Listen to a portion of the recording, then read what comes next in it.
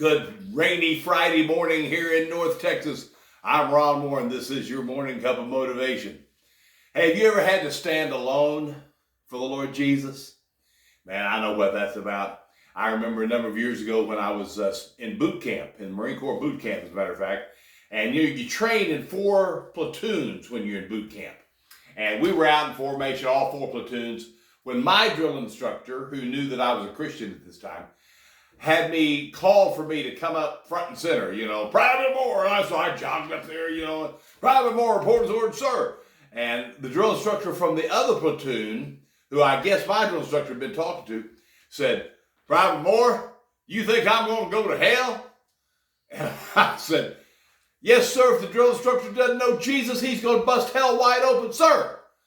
Well, that ended the conversation pretty quickly there.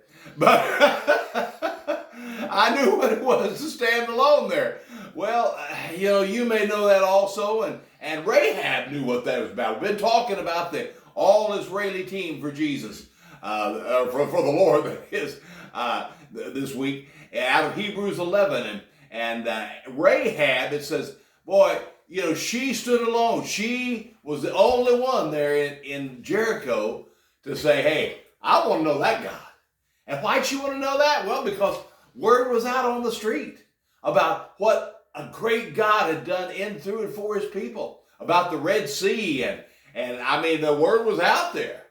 And so when it got time, when the spies were there hanging out her house, hiding out of her house, I should say, well, she got to talk to him. And I said, hey, listen, I'm going to cast my lot with you, with you and the people of God. And so because she had the faith, now not just a lip service, I mean, she put some feet to her faith, and she hid them out and sent them on their way.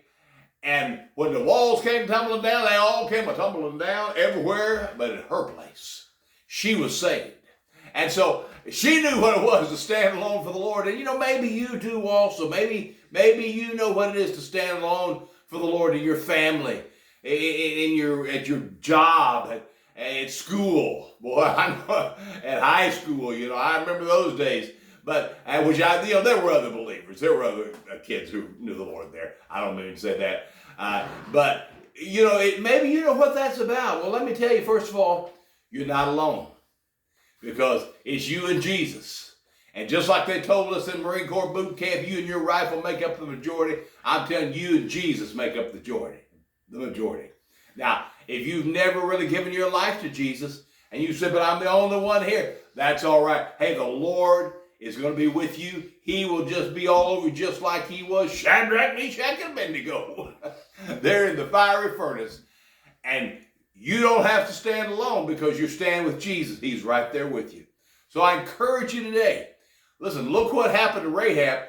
She not only stood alone, but she was counted in the lineage of Jesus. She got in with the Hebrew people and got married, had babies, I guess. We're really not told. And counted in the lineage of Jesus. So when you stand alone, you don't know how many lives you're going to impact and how you're going to end up. God bless you. Have a great weekend. And I'll talk to you again on Monday. Bye-bye now.